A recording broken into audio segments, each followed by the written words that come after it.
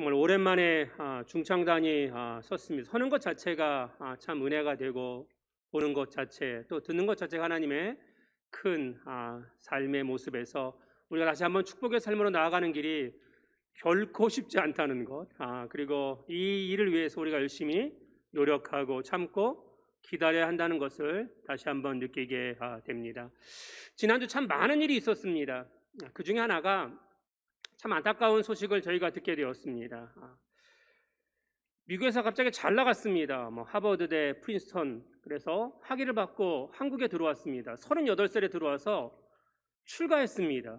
조계종 승려가 되었습니다. 다 내려놓고 스님이 되었습니다. 그 다음에 39살 때 8년 전이죠. 다 읽어보신 분들 있어요. 저도 그 사설 읽었습니다. 멈추면 비로소 보이는 것들. 그래서 참 센세이션을 일으켜서 2010년대에 가장 많은 책을 파는 사람이 되었습니다. 멈추면 보인다.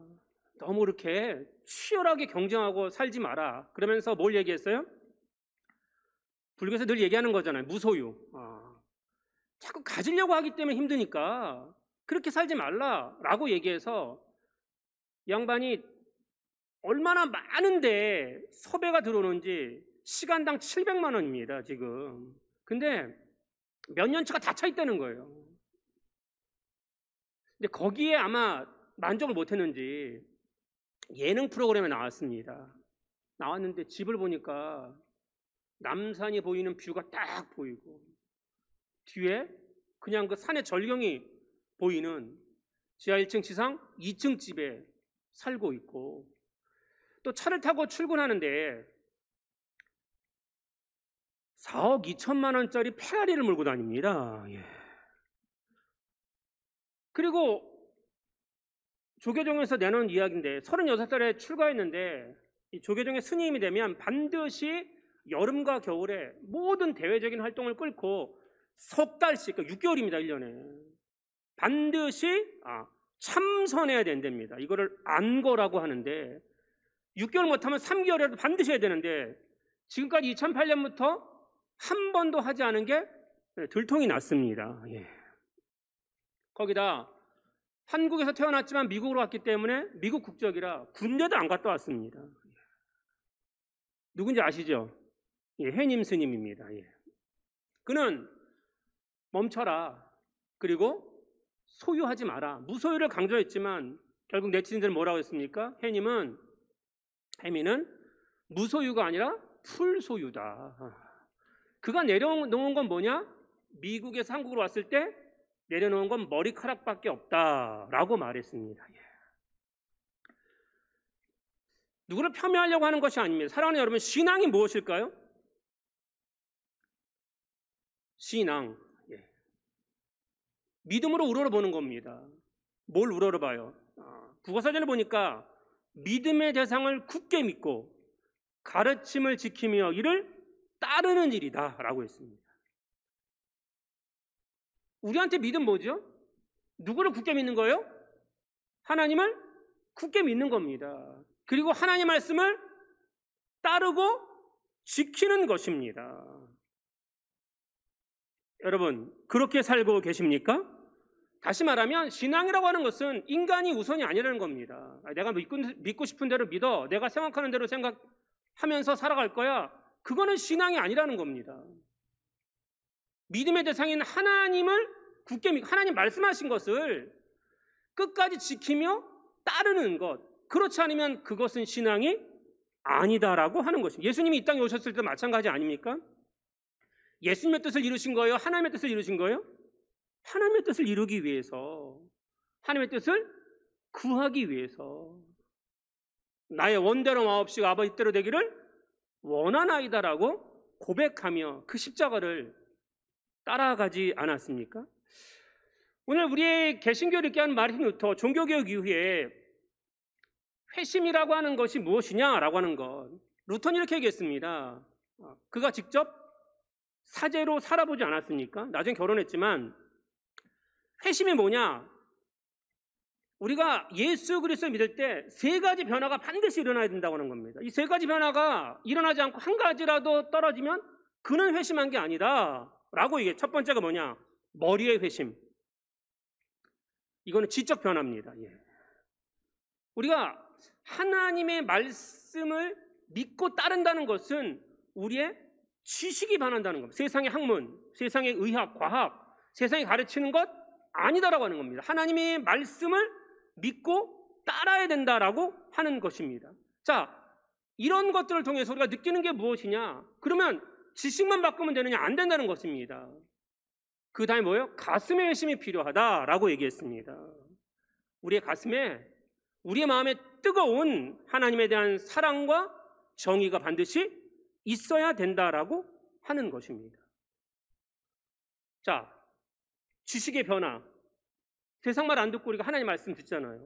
그리고 가슴의 회심, 마음의 변화. 여기까지는 조금 이루어지는 것 같아요, 대부분. 근데 세 번째가 뭐냐? 루터가 얘기했습니다. 돈 지갑의 회심이다. 아주 명확하게 했어요. 돈 지갑의 회심이다.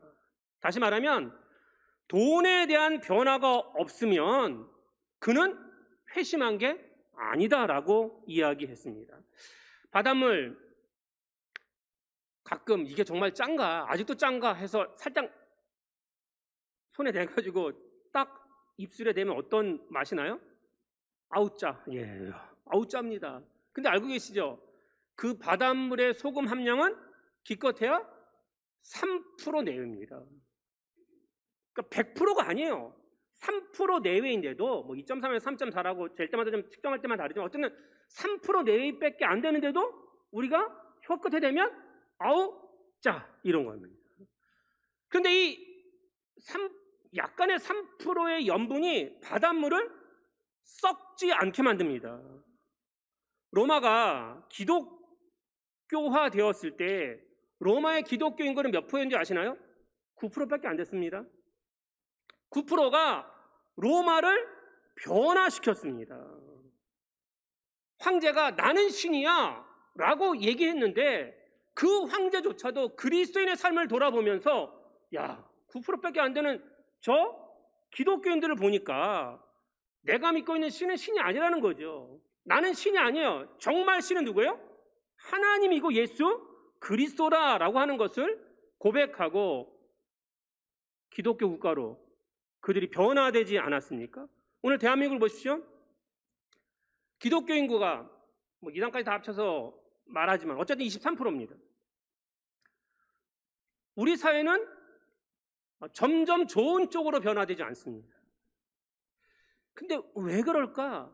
예수님이 이미 말씀하셨어요. 자, 마태복음 5장 13절 시작. 너희는 세상의 소금이니 소금이 만일 그 맛을 잃으면 무엇으로 짜게 하리요?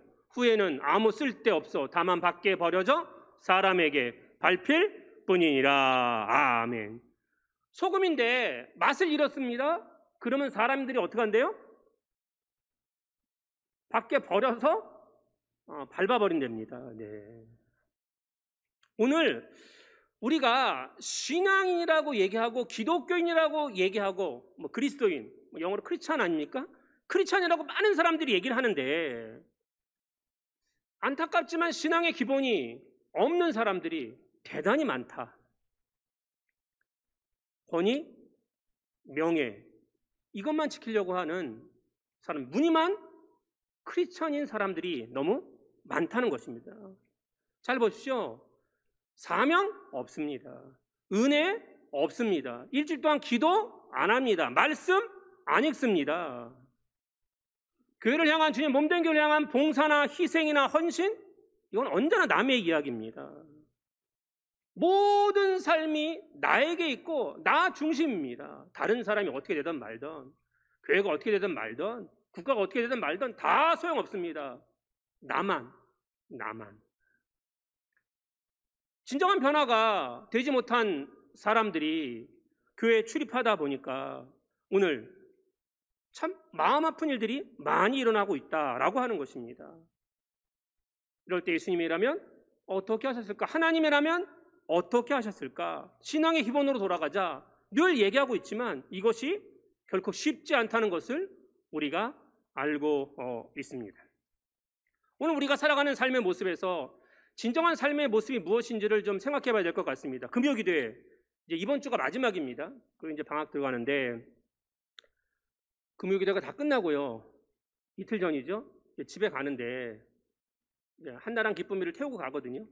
그 안에서 이렇게 그 한밤중에 갑자기 몸무게 얘기가 나왔습니다. 몸무게 얘기가 나왔어요. 요즘 젊은 사람들 하여튼 그 깡마른 연예인들 보고 무조건 말라야 된다. 안 먹고 금식하고 다이어트하고 막 이러지 않습니까?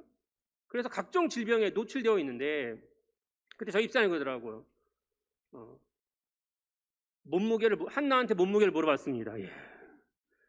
제가 그랬죠. 지금 몸무게 물어본다고 아가씨들이 대답하겠어요? 안 하겠어요? 당연히 안 하겠지요. 그래서 제가 그걸 왜 물어보나 그러면서 이렇게 얘기했습니다. 혹시 한나는 대답할지 몰라도 기쁨이는 대답하지 않을 거야. 제가 이렇게 얘기했습니다. 그랬더니 기쁨이가 그 착한 기쁨이잖아요. 목사님 대단히 편견을 갖고 계시네요. 저한테 이러는 겁니다. 예. 근데 둘 다 얘기 안 했어요, 결국은. 예. 그래서 제가 그런 생각을 했습니다. 편견이 뭐예요? 한쪽으로 치우친 생각입니다. 그 치우친 생각의 주인은 누구예요? 나입니다, 나. 이게 편견. 우리 기독교인들 가운데 가장 문제되는 것이 뭐냐? 오늘 이제 근료정청의 두 랩돈을 찬양한다고 그러길래 제가 그래 오랜만에 헌금 설교 좀 해야 되겠다라고 생각을 했습니다. 그런데 이렇게 얘기하면 또 우리 마음에 뭐가 있어요? 편견이 자리 잡고 있습니다. 예. 근데 여러분 알고 계세요? 세 가지 변화 가운데 포함되어 있는 이 변화가 정말 중요하다라고 하는 것입니다. 우리 장로교를 창시한 깔뱅은 뭐라 그랬느냐? 교회 문제가 뭐냐?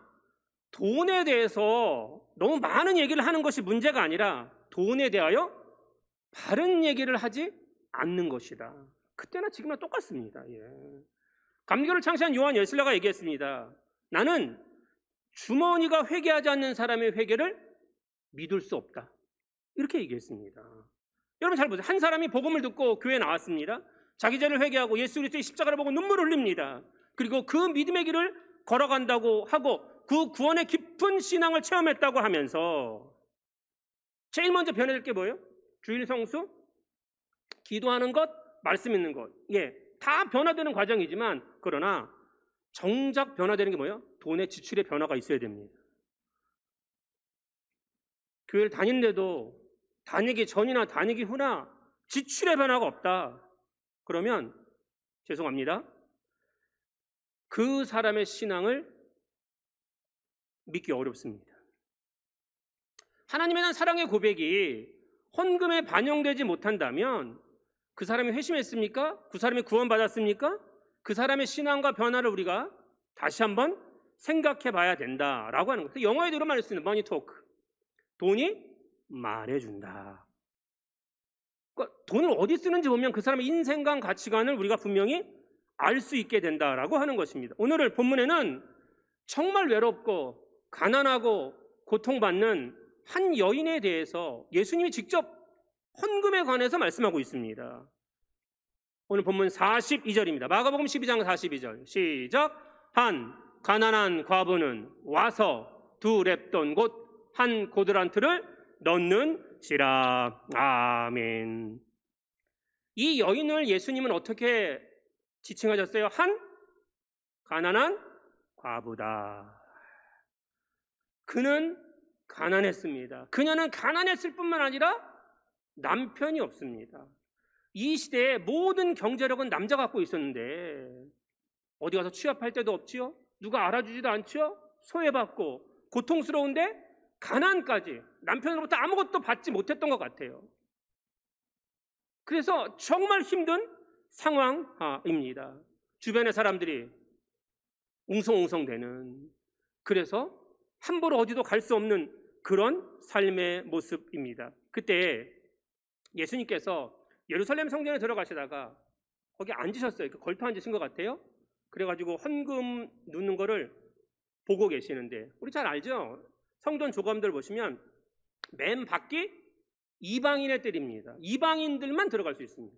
그리고 이방인의 뜰을 지나면 여인의 뜰이 있습니다. 이스라엘 여인들만 들어갈 수 있고, 죄송합니다, 여인들의 뜰을 지나야 이제 이스라엘의 뜰입니다. 남자들이 들어가서 거기서 제사를 드리는 곳입니다.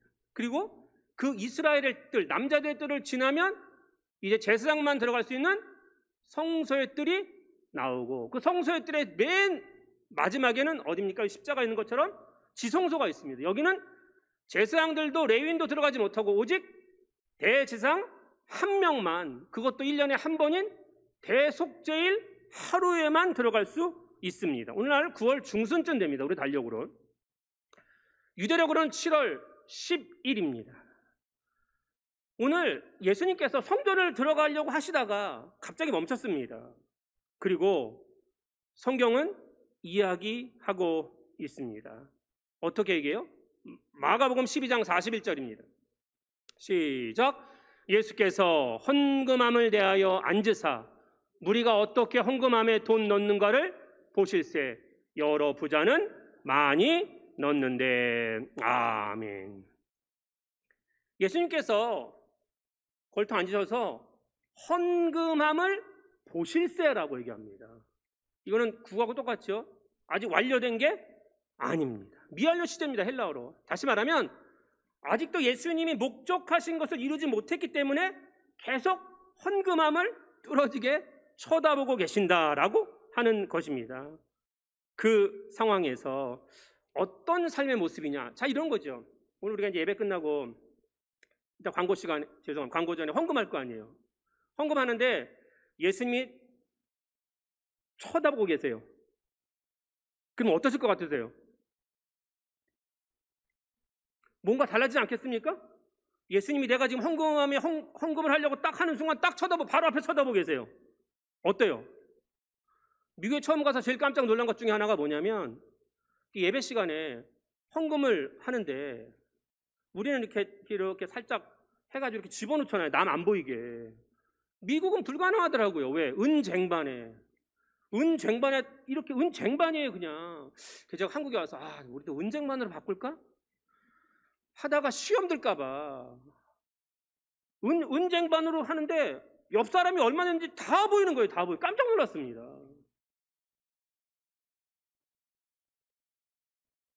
지금 예수님이 딱 보고 계신다는 겁니다. 그런데 예수님은 많은 부자가 넣는 헌금을 보는 것이 아니라 한 가난한 과부가 넣는 헌금을 유심히 보고 계시면서 제자들에게 하는 거죠.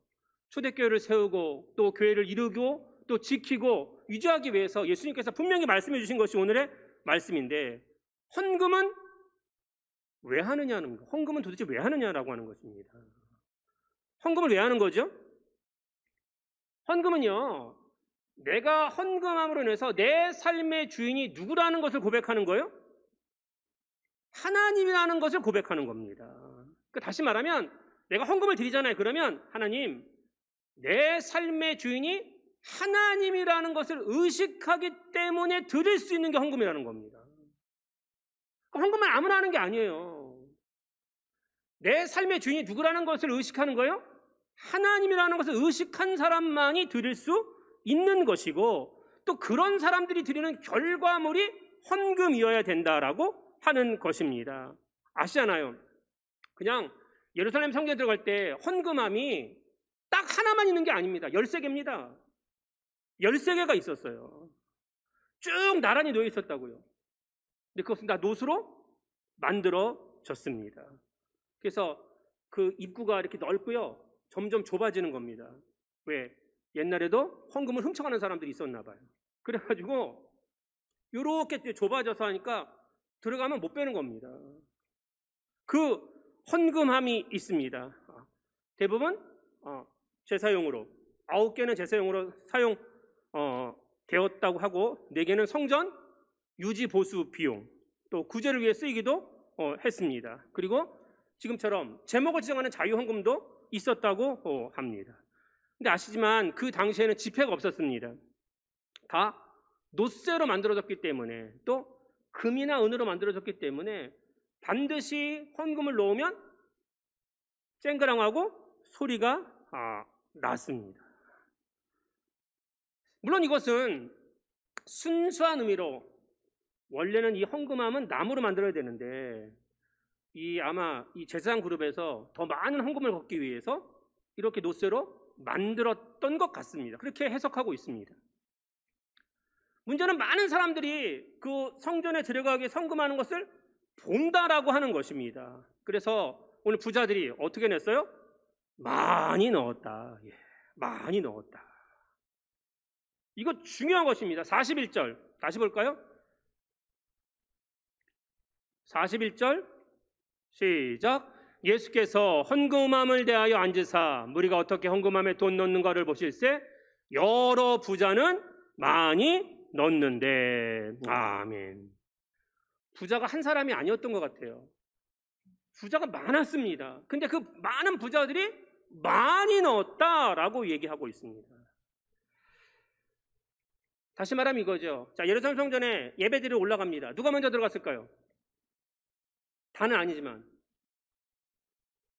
우리가 학교 갈 때도요, 시험 끝나고 학교 갈 때 기억나세요? 기말고사나 무슨 중간고사나 끝날 때 뭐 석차 나오잖아요. 뭐 전교등수하고 뭐 반등수하고 다 성적 나올 때 기억들이 너무 오래되셨나요? 누가 먼저 당당히 가죠? 성적 잘 나온 애들. 합격했다고 자신하는 애들이 먼저 가는 거예요. 성전도 어떻게 해요? 부자들이 먼저 들어갔습니다. 당당하게. 물론 다 그렇지는 않았겠지만 지금 예수님이 말씀하시는 건 뭐예요? 이 지금 예루살렘 성전에 들어가서 하나님 앞에 예배하기 위해서 들어가기 전에 헌금을 하는데 그 헌금하는 사람들의 그 헌금이 순수하지 못했다는 거예요. 하나님만을 의식해서 헌금한 게 아니고 누구를 의식했다? 많은 사람들을 의식했다는 겁니다. 그러니까 사람들, 야, 나 봐. 나는 이 정도 해. 나는 이 정도 해. 라고 이야기합니다. 다시 말해, 헌금할 때 어떻게 하겠어요? 딱 집어넣고 바로 들어가겠어요? 딱 하기 전에 손에 이만큼 들었잖아요, 지금. 예? 이만큼 들었으니까 좌우를 한번 둘러볼까요? 안 둘러볼까요? 저 같아도 둘러봅니다. 저 같아도. 예. 왜? 나는 이 정도 해. 너희는 이렇게 둘러보는 거예요. 그렇게 하고 들어갔습니다. 근데 곧바로 42절에 급반전이 나옵니다. 42절 시작. 한 가난한 과부는 와서 2렙돈 곧 한 고드란트를 넣는지라. 아멘. 2렙돈이다 라고 하는 것, 이게 한 고드란트다라고 하는데 이게 데나리온의 96분의 1입니다. 그러니까 오늘도 기술직을 갖고 있는 사람들이 하루 일당이 보통 10만 원 정도 친다 그러면 96분의 1입니다. 얼마예요? 1,041원입니다. 그러니까 다시 말하면 얼마예요? 1,000원이에요. 1,000원. 예. 근데 그 렙돈이라고 하는 그 말 자체가 얇다라고 하는 뜻입니다. 그러니까 그 헌금함에 딱 놨어요. 소리가 날까요? 안 날까요? 잘 안 납니다. 들리지도 않습니다. 아마 이 가난한 여인 과부는 아마 부자들은 당당하게 잠깐 멈칫하면서 주위 둘러보면서 헌금했지만 이 여인은 어떻게 하겠어요? 그냥 잽싸게 살짝 하고 그냥 들어갔을 거예요. 그런데 그걸 누가 보셨어요? 예수님이 보셨습니다. 그런데 그 예수님이 이 여인에게 칭찬하는 건 뭐예요? 그 여인이 지금 2렙돈을 드렸다고 하는 것은 누구를 의식해서 드린 헌금이라는 거예요? 하나님만을 의식해서 드린 헌금이라는 겁니다. 아까 부자가 많은 돈을 넣었는데 그것은 하나님만을 의식해서 넣은 게 아니라 누구를 의식했어요? 주변 사람들. 난 이런 사람이야 라고 하는 것을 의식해서 드렸다라고 하는 것입니다. 사랑하는 여러분, 최선이 무엇입니까?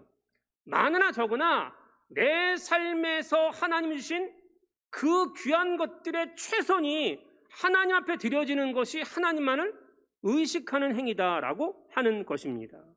헌금은 하나님을 향한 드림이라는 것을 믿어야 헌금할 수 있습니다.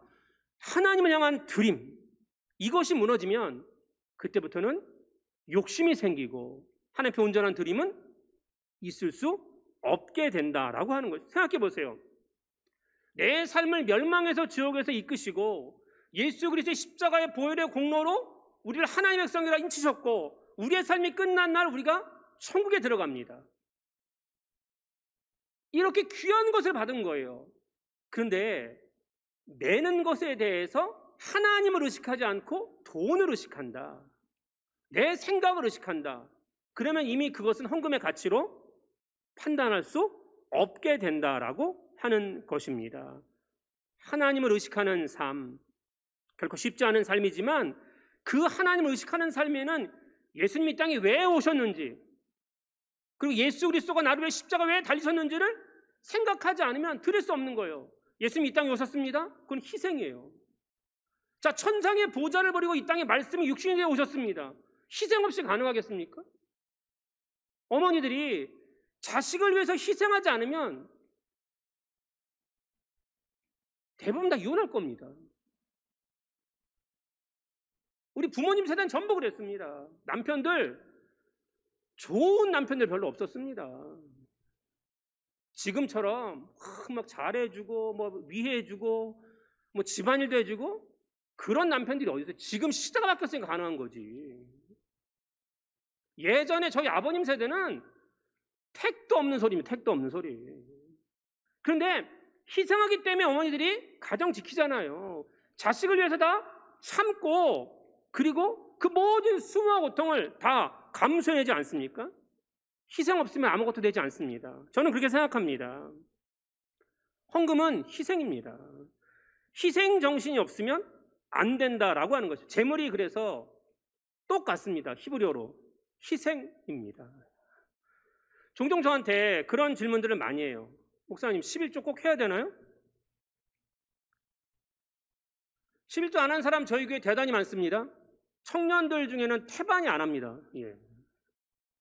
저 아이들을 보면서 야, 이게 어렸을 때부터 하나님 앞에 드림이 습관이 되지 않으면 끝까지 믿음 생활 못 하는데 라고 얘기하면서도 저희 아들이나 딸이야, 아빠 얘기하지 마요. 얘기하지 말라는 거예요. 왜? 그럼 교회 안 나온대. 예. 왜 이렇게 됐습니까? 오늘 하나님을 향한 거룩한 희생이 우리의 삶에 없습니다. 예수님이 왜 이 땅에 오셨는지, 우리를 위해서 왜 희생했는지에 대한 것은 그냥 당연한 것이고 내가 감당해야 될 것은 전혀 하지 않는다라고 하는 것입니다. 히브리서 9장 22절 시작. 율법을 따라 거의 모든 물건이 피로써 정결하게 되나니 피 흘림이 없은즉 사함이 없느니라. 아멘. 여러분, 십자가에 피 흘림이 없으면 사함 없습니다. 내 삶에서 희생이 따르다는 것은 헌금이 아닙니다. 헌금은 뭐예요? 이걸 드리면 내 삶이 희생되는 거예요. 그래서 드리는 것이 헌금이어야 된다라고 하는 것입니다.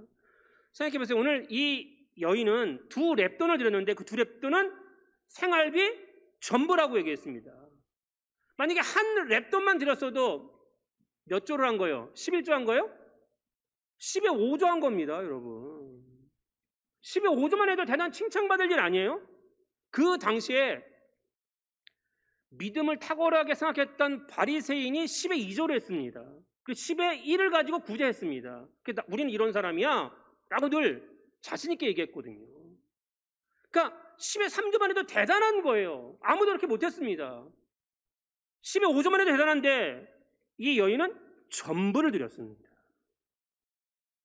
우리가 전부를 드릴 수 있는 것은 무엇이 있어야만 가능해요? 사랑이 있어야만 가능합니다. 사랑하면요, 전부를 줘도 아깝나요? 아깝지 않나요? 아깝지 않습니다. 우리가 왜 가정을 위해서 이렇게 애쓰는 거예요? 우리 자녀를 위해서 이렇게 애쓰는 거예요? 사랑하니까.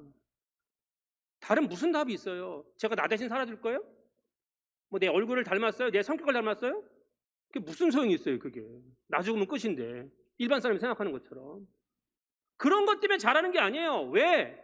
내 모든 것이 희생되어도 저들이 잘 돼야 되고 우리 가정이 지켜져야 되고 우리 교회가 든든히 서가야 된다. 뭐 하니까? 사랑하니까. 이뻐서? 능력이 있어서? 배워서? 뭐 잘나서? 성공해서? 아닙니다. 사랑하기 때문에 가능하다라고 하는 것입니다. 여러분, 사랑하면요, 땀 흘림이 있고 희생이 있고 아픔이 있고 고통이 있어도 기쁘게 이겨낼 수 있습니다. 신약성경 고린도 후서 8장에 보면 마게도냐 교회 성도들이 하나님 앞에 드렸던 그 아름다운 모습이 기록되어 있습니다. 초대교회는 메인 교회가 예루살렘 교회거든요. 근데 그 예루살렘 교회는 어려웠어요.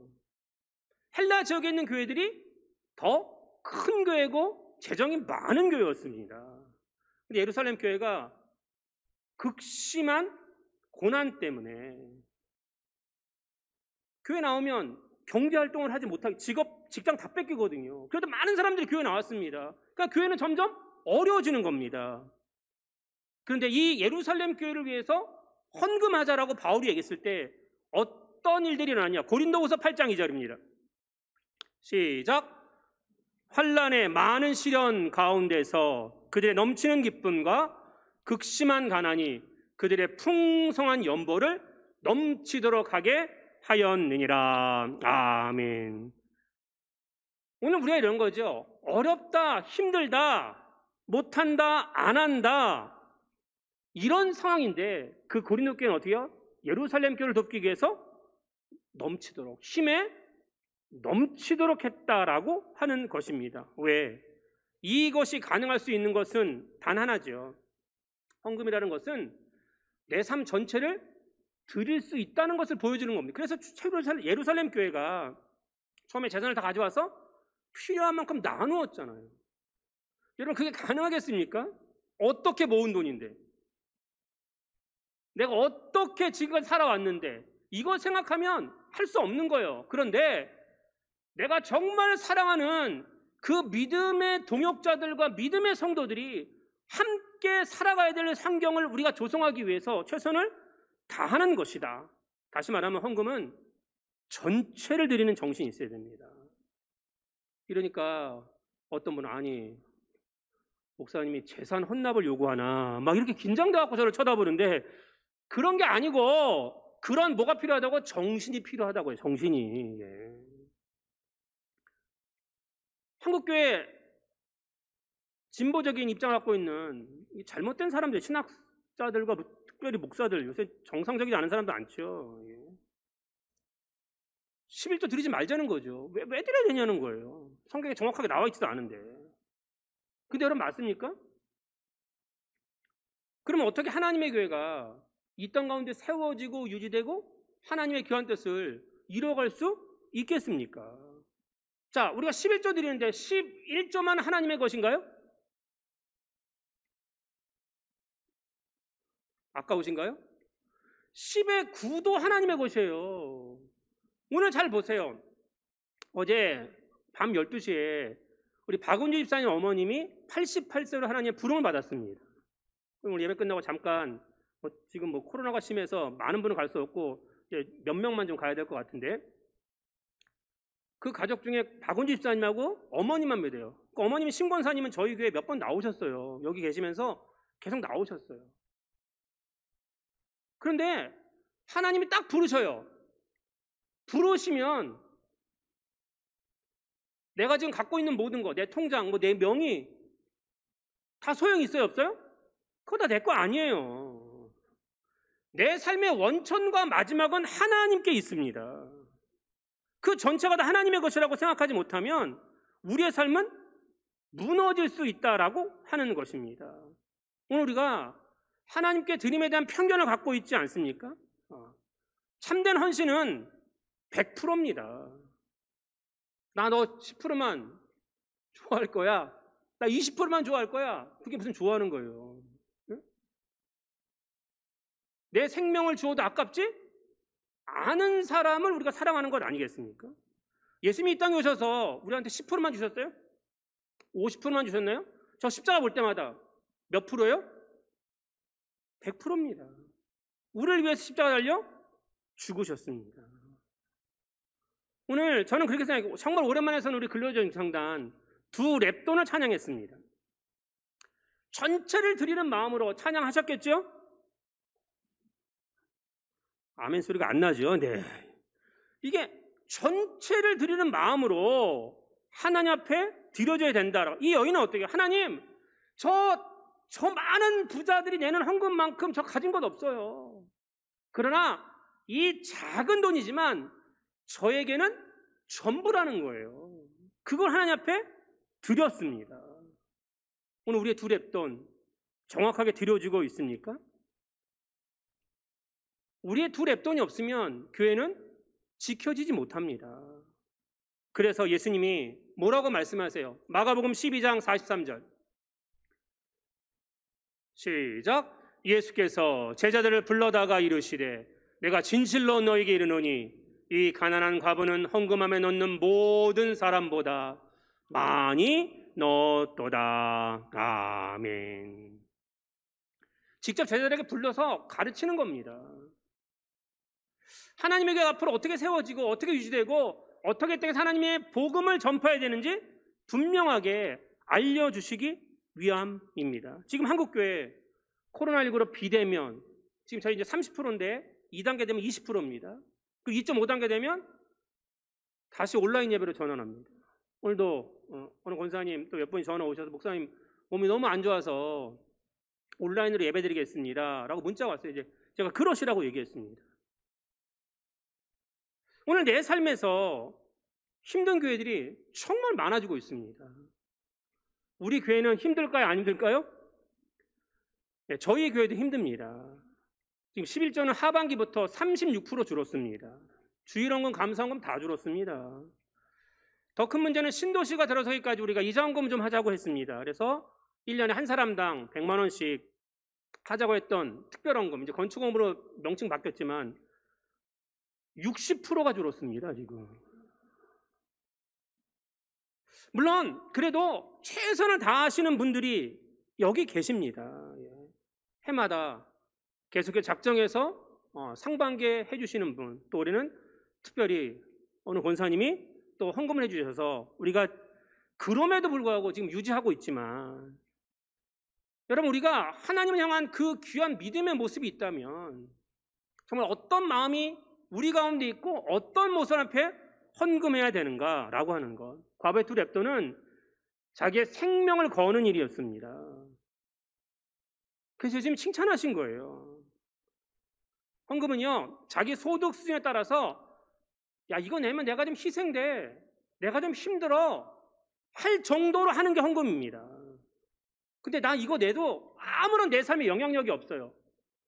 그럼 죄송한데 헌금 아닙니다. 헌금을 낼 때 제가 늘 말씀드려요. 헌금을 오늘도 하실 거 아니에요. 헌금을 하시는, 그러니까 헌금 봉투에 헌금을 딱 넣는 순간 멈칫거려야 헌금입니다. 난 누는데 전혀 멈칫거리지가 않아. 물론 믿음 좋은 분들은 전혀 그런 게 없지만 이거 내면 내가 힘들어요. 그래야 그게 헌금이에요. 왜? 자기 희생에서 나와야 된다라고 하는 것입니다. 헌금 우리의 마음이에요. 그리고 이거는 그냥 다 사라지는 게 아니라는 것입니다. 은행에 돈 왜 저금하는 거예요? 안 사라지니까 저금하는 거 아니에요. 이자 안 넣어도 안 사라지잖아요. 예수님이 똑같이 말씀하셨습니다. 마태복음 6장 20절 21절 시작. 오직 너희를 위하여 보물을 하늘에 쌓아두라. 거기는 좀이나 동록이 해하지 못하며 도둑이 구멍을 뚫지 못하고 도둑질도 못하느니라. 내 보물 있는 그곳에는 내 마음도 있느니라. 아멘. 저는 그렇게 생각합니다. 교회는 예수님의 십자가의 희생을 요구할 수 있어야 됩니다. 목사는 특별히 그래요. 헌금 얘기해야 되는 거예요. 왜? 교회는 이 땅에 예수님께서 세우신 영적 전쟁의 전진기지입니다. 이 기지 무너지면 하나님의 말씀 못 지켜요. 우리 천국 못 가요. 그래서 끝까지 지켜내야 한다라고 하는 것입니다.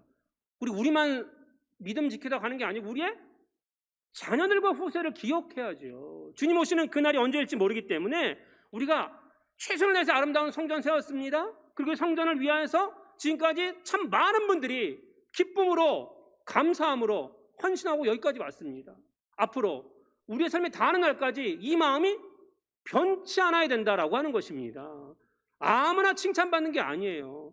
다 예루살렘 성전에 들어가서 하나님 앞에 예배한다고 헌금 많이 했다고 칭찬받는 게 아니라 그 삶에 하나님을 향한 올바른 믿음의 모습과 헌신과 드림이 있는 사람이 칭찬받듯이 오늘 우리가 드려진 모든 것들 하늘 통장에 쌓여 있다니까요. 얼만큼 쌓아 놓으셨어요? 모르시지요? 나중에 가시면 딱 찍혀 있습니다. 예. 이 땅에서의 많은 잔액, 죄송한데 소용없어요. 하늘나라에서의 잔액이 더 중요하다고 저는 생각합니다. 오늘도 귀한 믿음, 우리가 사랑함으로 가정을 지키고 사랑함으로 자녀를 위하여 최선을 다하며 사랑함으로 우리 교회를 지켜서 하나님의 거룩한 믿음의 모습으로 귀한 두 랩돈의 드림이 있는 우리 모두가 되시길 주님의 이름으로 축원드립니다. 아멘.